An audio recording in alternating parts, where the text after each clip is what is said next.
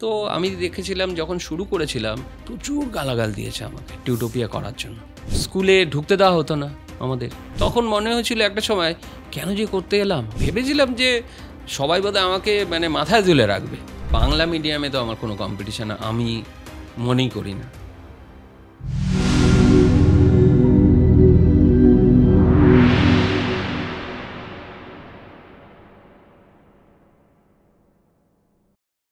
আপনার কি কি ক্রাইসিস এসছে এখনো অবধি বিজনেস করতে গিয়ে?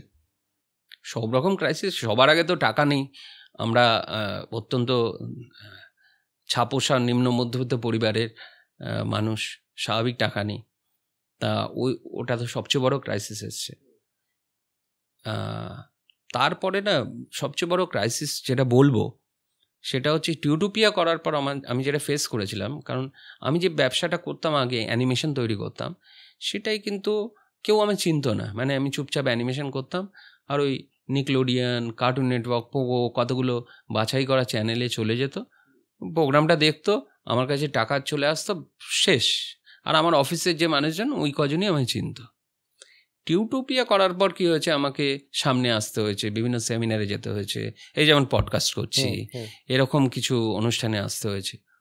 এতে কি হয়েছে, মানুষজন চিনেছে। এবার মানুষজন চেনার ফলে কি হয়েছে, মানুষের তো বিভিন্ন রকম যে কোনো ঘটনায় মানুষের ক্রিয়া প্রতিক্রিয়া আলাদা আলাদা হয়। তো আমি দেখেছিলাম যখন শুরু করেছিলাম প্রচুর গালাগাল দিয়েছে আমাকে টিউটোপিয়া করার জন্য, এবং তার বিভিন্ন রকম কারণ ছিল।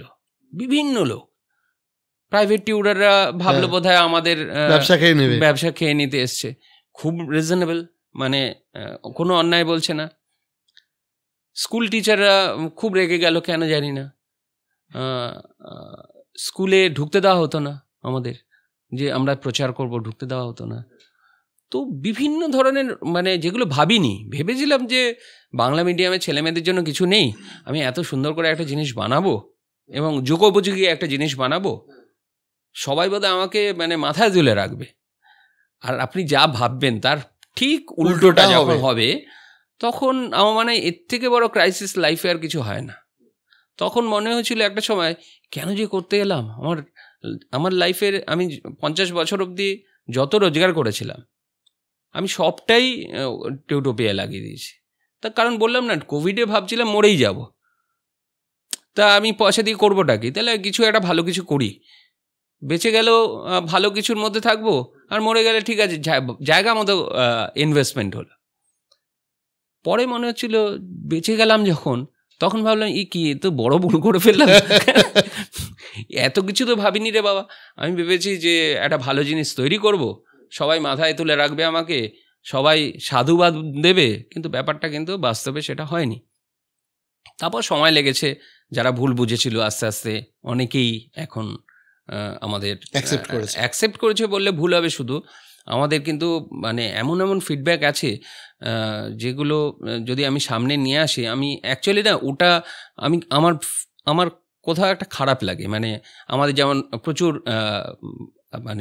স্ট্যান্ড করেছে, আমাদের এখান থেকে র্যাঙ্ক করেছে আর কি, আমাদের এখান থেকে র্যাঙ্ক করা প্রচুর ছেলে মেয়ে আছে, কিন্তু আমি ওটা দিয়ে বিজ্ঞাপন করতে আমার একটু অপছন্দ আছে। আমি জানি না, আগামী দিনে হয়তো আমি নেমে যাব, ওই দ্বিধাদ্বন্দ্ব কাটিয়ে ফেলবো আমি, কিন্তু এখনও অবধি করিনি আমি। তার কারণ আমার মনে হয়েছে যে বা যারা ওই বিজ্ঞাপন করে না, যে ফার্স্ট হয়েছে সেকেন্ড হয়েছে, যদি কতজন ফেলিওর হয়েছে ওটা দিতে বলা হয়, খবরের কাগজে আটবে না। দেখবেন আপনি খবরের কাগজে সব ছাপা থাকে। এখানে একটা অভিজ্ঞতাও আছে জানেন তো, আপনাদের ক্ষেত্রে বলছি না, নির্দিষ্ট দুটো প্রকাশনী আছে। কারণ আমি যেহেতু রামকৃষ্ণ আশ্রমে পড়াশোনা করেছিলাম, তা আমার 10 এবং 12 দুটোতেই আমার ক্লাসমেটরা র্যাঙ্ক করেছিল। র্যাঙ্ক করার পরের দিনকেই ফোন চলে আসে যে তোমাকে বলতে হবে এই বইটা পড়েই আমি ফার্স্ট হয়েছি বা সেকেন্ড হয়েছি। না, এটা কিন্তু এই পুরো শিক্ষা ব্যবস্থার এটা কিন্তু খুব প্রচলিত প্র্যাকটিস। হ্যাঁ, কারণ মানুষ যতদিন বোকা হতে চাইবে, আমাদের মতো লোক তত দিন বোকা বানাতে চাইবে, এটাই স্বাভাবিক। না তো আপনারা কিন্তু রেভলিউশনটা নিয়ে আসছেন, একটা বিশ্বাস এনেছেন যে বাঙালি এটা পারে। টিউটোপিয়া না থাকলে বাঙালির কাছে হয়তো আজকে যে ইংলিশ মিডিয়াম স্কুলগুলোর কাছে যে অপশানটা আছে সেটা থাকতো না। দেখুন, আমার মনে হয় আমি এখনো না মানে যেটা করতে চাইছি তার 10%ও করতে পারিনি। সেটা আমার মন বলছে যে অনলাইন এডুকেশনের যে অ্যাকসেপ্টেন্স না যেভাবে বাড়বে, আনবিলিভেবলি বাড়বে। তার অনেকগুলো রিজন আছে। এডুকেশন কোয়ালিটি অনলাইনে যে পরিমাণ যেভাবে দেওয়া যায় অফলাইনে সেভাবে দেওয়া পসিবলই না। কেন? আপনাকে আমি সিম্পল এক্সাম্পল দিয়ে দিচ্ছি। ধরুন আমার নিজের কোচিং সেন্টার ছিল, ছোট্ট একটা ঘরের মধ্যে 20 জন 25 জন পড়ছে, টিচার আসছে যা পারছে পড়িয়ে দিয়ে চলে যাচ্ছে, একটা নোটসের খাতা নিয়ে এসে ডিকটেশন দিয়ে চলে যাচ্ছে। হয়তো এগুলো বোধহয় আমরা সবাই জানি, ছোটবেলায় দেখেছি, আমাদের সাথে হয়েছে। অনলাইনে এটা পসিবল না, তার কারণ রেকর্ডিং হচ্ছে। একটা ক্লাসরুমের মধ্যে একটা টিচার যদি কিছু অসম্পূর্ণ জিনিসও পড়ায়, মানে আমি স্কুলের কথা বলছি না, আমি প্রাইভেট টিউশন বা যে কোনো ক্ষেত্রে, কোচিংয়ের ক্ষেত্রে, তো অসম্পূর্ণ জিনিসটা কিন্তু ধরা পড়বে না এটা অফলাইনে, যেটা অনলাইনে কিন্তু ধরা পড়বে। 1 2 নম্বর হচ্ছে, তাহলে সবার আগে কি হলো? কোয়ালিটি কিন্তু খুব ভালোভাবে মেজার্ড হলো। 2 নম্বর হচ্ছে, আজকে ধরুন এই যে আমি এতগুলো কথা বলছি, আমি চলে যাওয়ার পর কিন্তু আপনি 20%ও রিটেন করতে পারবেন না কি বলে গেলাম, আমি মনে থাকবে না। ভিডিওটা দেখলে আবার মনে পড়ে যাবে। এই সুযোগটা কিন্তু অফলাইন এডুকেশনে নেই, যেটা অনলাইন এডুকেশনে ও রেকর্ডেড ভার্সন পেয়ে যাচ্ছে। তার উপরে আমরা যেটা লঞ্চ করেছি, flipped method of teaching. Flip method of টিচিংয়ে কী হচ্ছে, ধরুন কোনো একটা স্টুডেন্ট যখন পড়তে যাচ্ছে, সেটা স্কুলে হোক, কোচিং সেন্টারে হোক, প্রাইভেট টিউটরের কাছে হোক, ও প্রথমবার পড়তে যাচ্ছে এবং কি পড়ানো হবে সেটাও বুঝতে পারছে না, ও জানে না কিন্তু। ওয়ারাজ আমরা কি করি, আমাদের অ্যাপে দিয়ে দিই কোন দিন কি কি টপিক পড়ানো হবে, মানে একটা চ্যাপ্টারে কতটুকু টপিক আজকে পড়ানো হবে, এবং সেই অনুযায়ী আমরা যে অ্যানিমেটেড ভিডিও টিউটোরিয়ালগুলো বানিয়েছি সেগুলো ম্যাপ করে দিই। আমরা বলি তুমি লাইভ ক্লাসে আসার আগে ভিডিও ক্লাসগুলো দেখে তারপরে লাইভ ক্লাস জয়েন করো।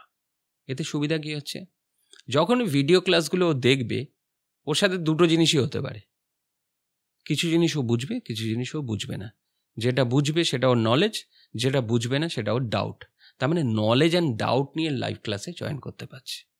এতে সুবিধা গিয়ে হচ্ছে, যখন লাইভ ক্লাসে জয়েন করছে, নলেজ ওকে কানেক্ট করতে হেল্প করছে, আর ডাউট কি হচ্ছে, ও দেন অ্যান্ড দেয়ার কোয়েশ্চেনগুলো করে নিতে পারছে। যেটা অফলাইনে কি হয়, পড়ানোর পর ও হয়তো বাড়িতে ফিরছে, অটোয় বসে বসে ওর মাথায় কতগুলো প্রশ্ন আসলো, তখন জিজ্ঞেস করবে কাকে? জিজ্ঞেস করার কেউ নেই। আর পরের দিন যে মনে করে ওই প্রশ্নগুলো করে নেবো, লিখে রাখবো, অত সিনসিয়ারিটি সব স্টুডেন্টের থাকে না। তাহলে দেখা যাচ্ছে অনলাইনে না এরকম অনেক কিছু সুবিধা আছে, এবং যেটা সব থেকে বড় জিনিস বললাম না, সেটা হচ্ছে অর্থনৈতিক যে বার্ডেন, সেটা অনলাইনে অনেক কম। আবার যাতায়াতের অসুবিধা, অনেককে অনেক দূরে গিয়ে বাড়িতে বসেই সুবিধাটা পেয়ে যাচ্ছে। সুবিধা সিচুয়েশনটা কি হয়, ধরুন আপনি যদি বাঁকুড়া থেকে ধরুন 20 কিলোমিটার দূরে একটা প্রত্যন্ত গ্রামে আছেন, আপনাকে একজন ভালো শিক্ষকের কাছে পড়তে আসতে হলে 20 কিলোমিটার যাতায়াত করতে হচ্ছে। অর্থাৎ ওই শিক্ষক পড়াচ্ছে 2 ঘন্টা, যাতায়াতে দেখা যাচ্ছে 2 আরও 4 ঘন্টা চলে যাচ্ছে। সেইটা অনলাইন এডুকেশন তার সলিউশন নিয়ে এসছে। আমি এখানে একটা খুব ক্রিটিক্যাল প্রশ্ন করবো আপনাকে, যে ধরুন সাধারণ একটা বাঙালি মধ্যবিত্তর চিন্তাভাবনার ক্ষেত্রে বলছি, আমরা খুব প্রাইস সেন্সিটিভ মার্কেটে দাঁড়িয়ে আছি। যে অনলাইন এডুকেশন ইউটিউব বা ইত্যাদি প্ল্যাটফর্মগুলোতে ফ্রিতে অ্যাভেলেবেল আছে, সেই অনলাইন এডুকেশনটা সাবস্ক্রাইব করে মানুষ টিউটোপিয়া বা এই ধরনের অ্যাপে পড়বে কেন? স্পেশালি তারা কি ডেলিভার করছে?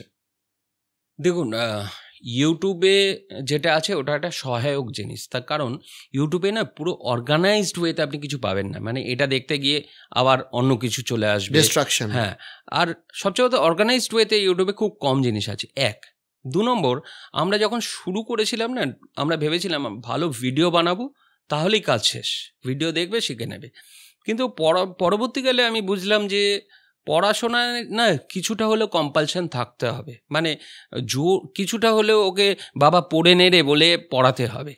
এবং গার্জিয়ানদের মধ্যেও একটা প্রবণতা আছে, আমরা আপনাকে ফিস দিচ্ছি বা কোচিং সেন্টারে ফিস দিচ্ছি বা যে কোনো জায়গায় ফিস দিচ্ছি, আপনাদের দায়িত্ব পড়ানো। তো শুধু ভিডিও দেখে নিজেরা সচেতনভাবে পড়ে নেবে এই বয়সী ছেলেমেয়েরা, এটা কিন্তু হবে না। অনলাইন কিন্তু সেটা করছে না।